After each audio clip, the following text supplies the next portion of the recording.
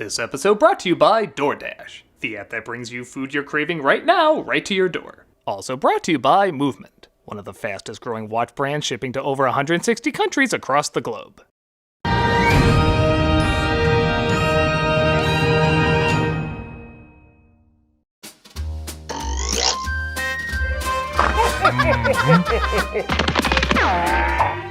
Trick or treat, trick or treat, trick or treat, nostalgia weed.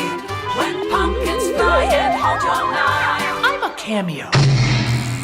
your little home turns green, your little face turns green. This is bullshit. This little fence now green. Every film, every show, every plot has song and knows. And all it takes is one itty bitty mistake. Look out, they'll haunt you too. Trick or treat, trick or treat, trick nostalgia weed. When ghosts come knocking at your door, badly written jokes and more. You better hope they won't be me on nostalgia weed.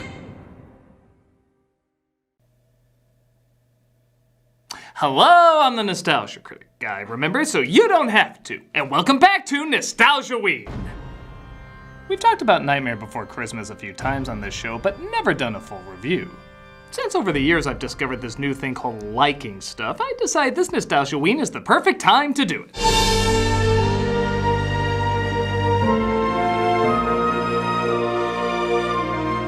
Though only a modest success when it came out in 1993, The Nightmare Before Christmas has exploded into one of the most popular icons associated with Halloween, and yes, even Christmas. Merchandise sells like mad, people love to dress up as the characters, even the Haunted Mansion is given a makeover in fall and winter to reflect the characters and story. It also started one of my favorite fads of stop-motion kids movies that are wonderfully more dark and twisted than most kids movies are.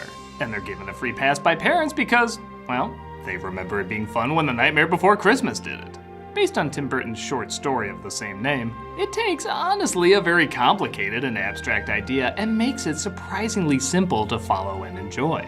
So what is it about this holiday film that becomes more and more popular where other holiday films seem to fade into the crowd? Well, we're finally gonna watch it from beginning to end to find out. This is Halloween, or is it Christmas? It's clearly Halloween. This is Tim Burton's The Nightmare Before Christmas. First off, let's address the biggest misconception. This is not a Tim Burton directed movie. Henry Selick, who would direct another stop-motion masterpiece with Coraline, is the man who called the shots, but the studio insisted Tim Burton's name had more of a draw, and seeing how his spiraled fingerprints are all over it, I think that's fair. It should also be pointed out that the opening narration is by Santa, played by Ed Ivory, but in the soundtrack, it's Patrick Stewart. 'Twas a long time ago, longer now than it seems. 'Twas a long time ago, longer now than it seems. Alex Stewart's fine, but it does go on a little too long, including a closing narration about Jack and Sally having skeleton babies. With 4 or 5 skeleton children at hand playing strange little tunes in their xylophone band. Yeah, maybe this was just a bit TMI for this kind of story. I mean, whatever. We open in the land of Halloween Town with, I think we can all agree, the most memorable song in the movie. This is Halloween, this is Halloween, Halloween, Halloween, Halloween, Halloween. Though I always saw it as a warped version of the Home Alone theme. This is Halloween, this is Halloween. And since I'm a fan of the works of Gilbert and Sullivan, I'd be a bit remiss if I didn't point out that both these tunes also kind of sound like this. Into Parliament, Parliament, Parliament, he shall go, into Parliament, he shall go. And this.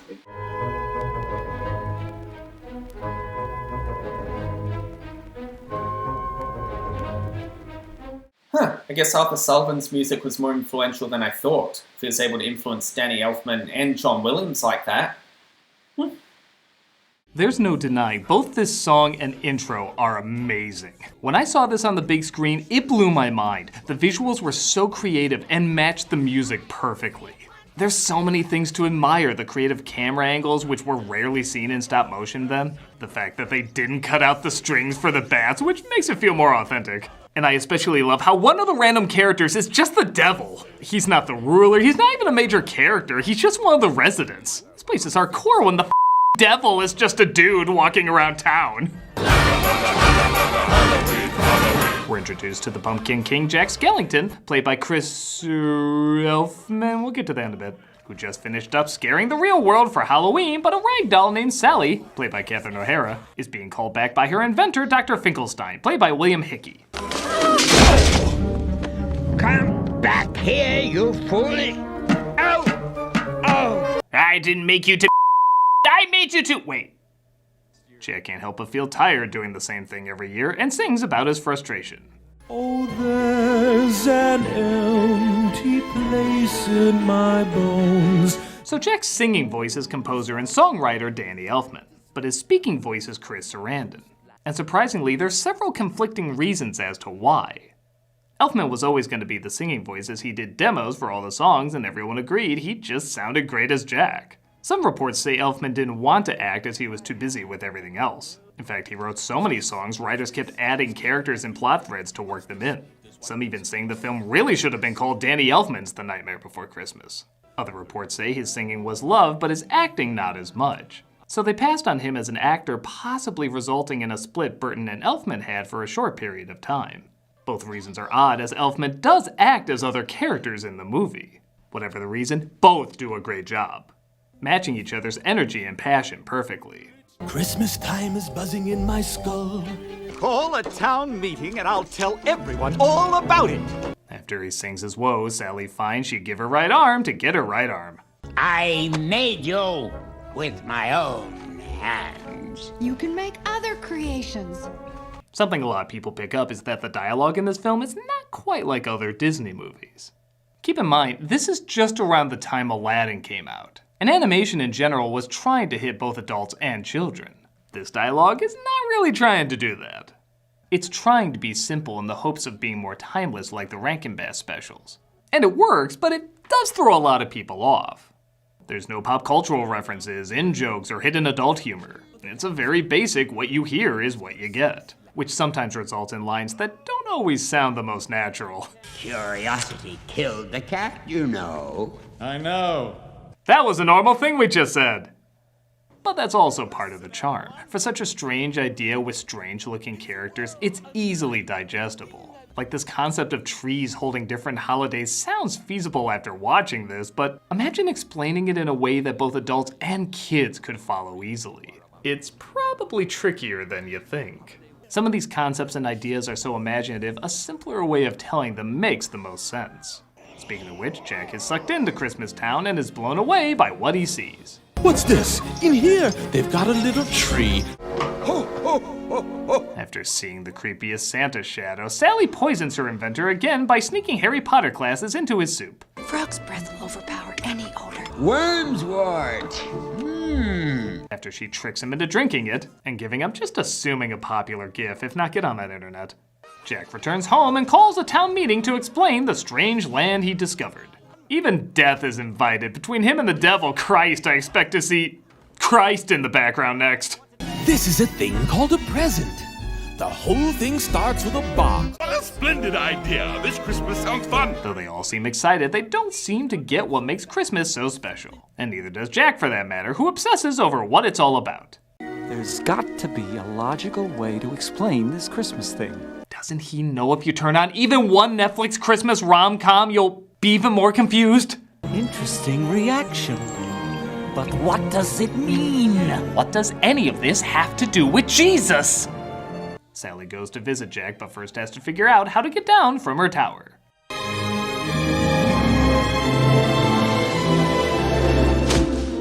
I give 5 more years until people call that problematic.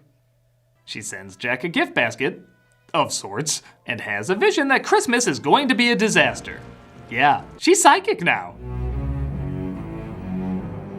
On the one hand, I like that she isn't just a sourpuss, like something has to convince her that Christmas is gonna go wrong, but it comes right out of nowhere. It's vague exactly what it is, whether it's the universe giving her a sign or if she always had the power to predict the future, as it never happened before and doesn't happen later.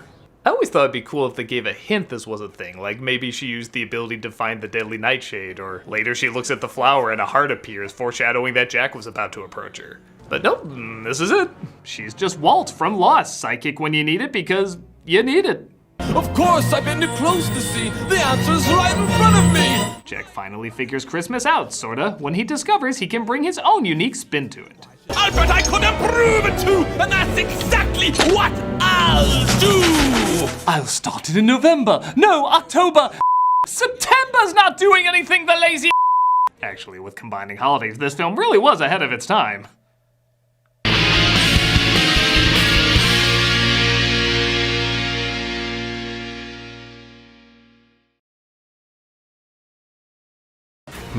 What could I do for this week's sponsorship? I think I've literally done every idea there is. Except that one. No, wait, I did that. I mean, I just want to tell people about DoorDash. I mean, let's face it, you've got back-to-back meetings, errands to run, and chores to take care of. What's the secret to clearing your to-do list? A little help from DoorDash. You can get dinner, household essentials, and everything on your grocery list delivered. Maybe I can do that thing where I'm trying to think up the idea and that's the idea. No, that's stupid. You know, it's not stupid. DoorDash. You can get what you want to eat right now, right to your door with DoorDash. Along with the restaurants you love, you can now get groceries and other essential items delivered with DoorDash. Get drinks and snacks and other household items in under an hour. Maybe a dolphin can say this next part, because I don't know, dolphins. Craving late night ice cream? Forget that one key ingredient for dinner? Or maybe you just need to stock up for a week. With DoorDash, get everything in one app. With over 300,000 partners, you can support your neighborhood go-tos or choose from your favorite national restaurants like Popeyes, Chipotle, and Cheesecake Factory. No, that's stupid. Actually, it's growing on me. Ordering is easy, and your items will be left safely outside your door when you choose contactless delivery drop-off. Maybe he's a flying dolphin. For a limited time. Maybe he flies for a longer time. For a limited time, our listeners can get 25% off and zero delivery fees on their first order of $15 or more when you download the DoorDash app and enter the code Nostalgia2021. That's 25% off up to a $10 value and zero delivery fees on your first order when you download the DoorDash app in the App Store and enter the code Nostalgia2021. Don't forget that's code Nostalgia2021 for 25% off your first order with DoorDash, subject to change, terms apply. And then he'd explode, because death is funny. Speaking of which, how soon will my DoorDash be here? Oh yeah, I forgot. I can look at my new movement watch. I should do that thing where I say I'm gonna tie it into the sponsorship and then say nah, but I do it anyway. Nah. But this watch really is cool. In a tiny apartment in Southern California, two college dropouts teamed up to create a watch company that broke all the rules. With fair prices, unexpected colors, and clean original designs, Movement grew into one of the fastest growing watch brands, shipping to over 160 countries across the globe. Maybe the watch should talk, and with a voice that's completely different as mine.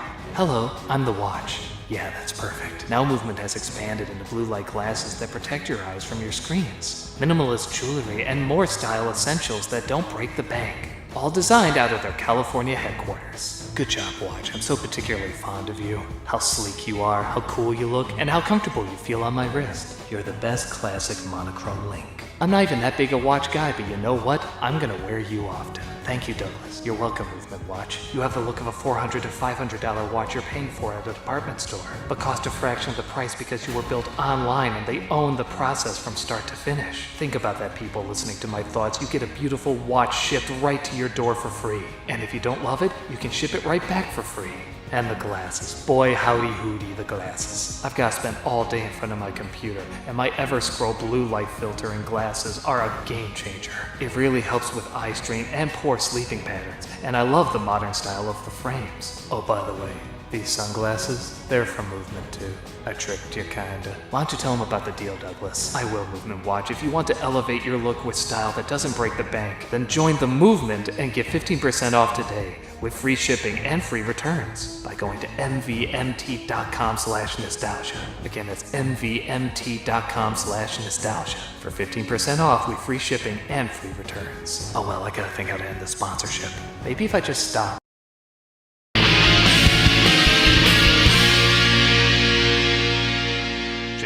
Everybody to chip in to bring his version of Christmas to the people. He calls on Lock, Shock, and Barrel, played by Paul Reubens, Catherine O'Hara, and Danny Elfman, who are given the assignment to kidnap Santa Claus. And I know I'm gonna sound like a dumb, but I never put together that the masks to hide their faces look exactly like their faces. You ever notice Elfman's favorite lyric is la?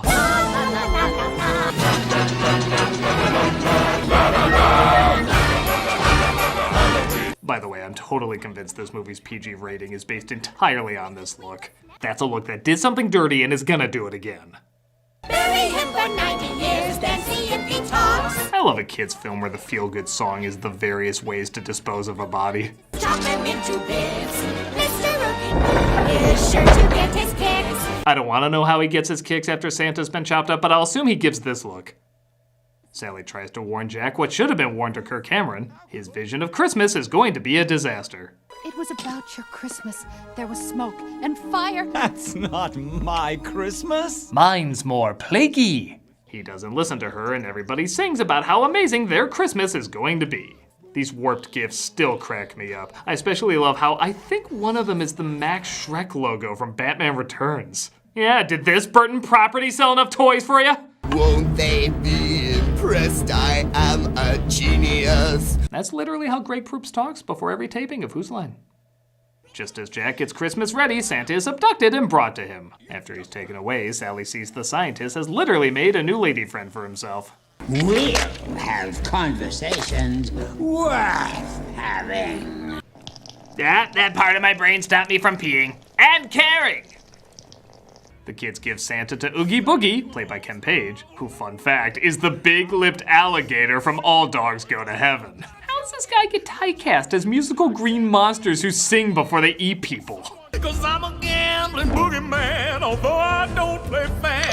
The Boogie song is a good change of pace, as most of the color in the movie is in Christmas Town. So it's pretty nice to get a scene that's still dark, but has bright, vibrant colors as well. Jack gets ready to head out as the literal Two-Faced Mayor, played by Glenn Shadix, oversees the flight. Sally causes fog to block everyone's view, but as we saw before, Zero's nose can light up and lead the way. See, out of nowhere Sally's psychic subplot, the dog figured it out. I sense there's something in the wind. That's not making things better.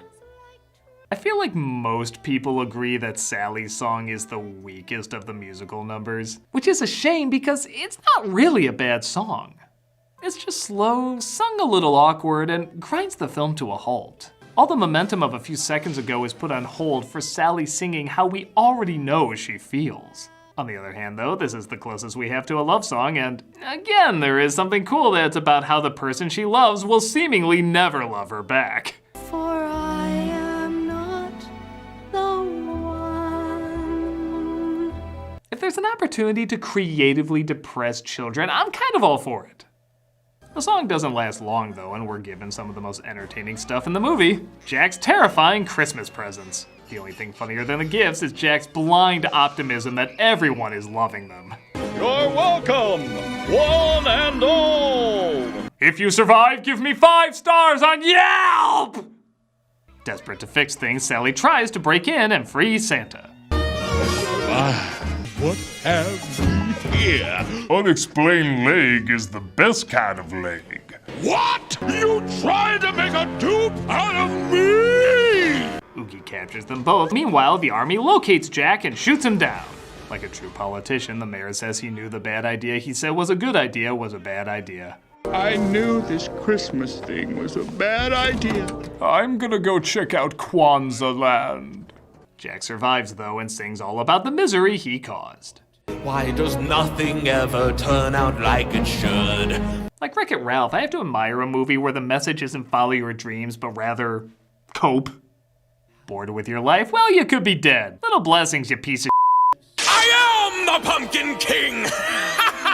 He announces he's back as the Pumpkin King, but realizes he has to save Santa in order to put things right. What the?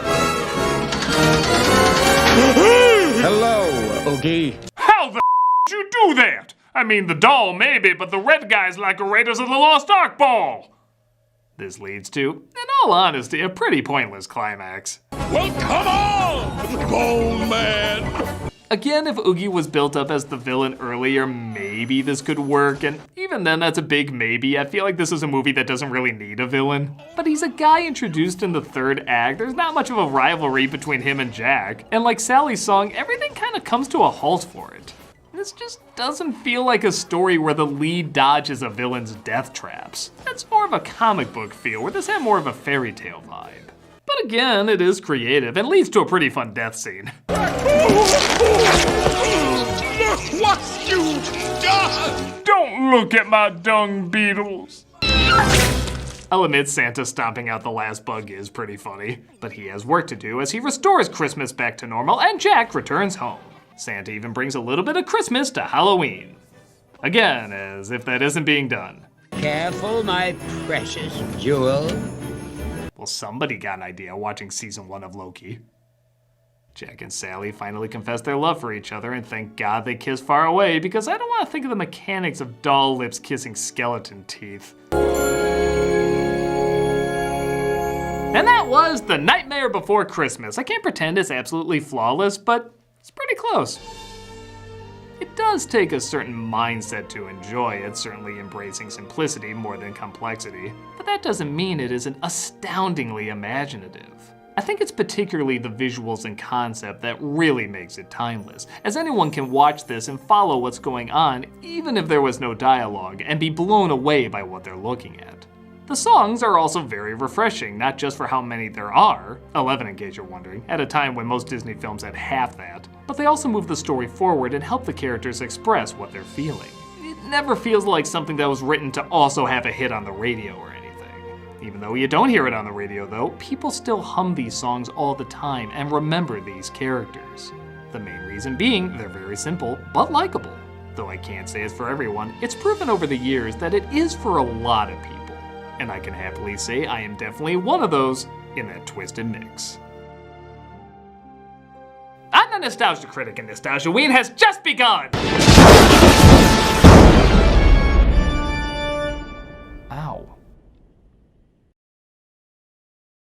You tried to make a dupe out of me! Hey, Doug Walker here, doing the charity shout out, and this week we are doing Edgewood Children's Ranch, founded in 1966, so it goes back quite a bit. This is a Christian-oriented, non-denominational residential agency serving children and families of Central Florida. Edgewood's mission is to rehabilitate youth at risk and their families, returning children to their homes and society as healthy, functioning young people, and getting them back to the appropriate academic level in school. This mission is accomplished, through 3 major areas: cottage life, education, and counseling. Through its residential co-educational program for boys and girls ages 6 to 17, the ranch today is able to accommodate more than 70 children at a time. And as usual, this is one that has 4 stars on Charity Navigator. It's a really, really good place trying to help so many children. As you can see, it's been around for a very, very long time, so please look into it, see if you can donate. If not, spread the word just of the good that people are doing, and hopefully you can just get that information around as much as possible, because like I said, there's so many people doing so much good stuff in the world. So that's about it. I'll see you next time. Take care.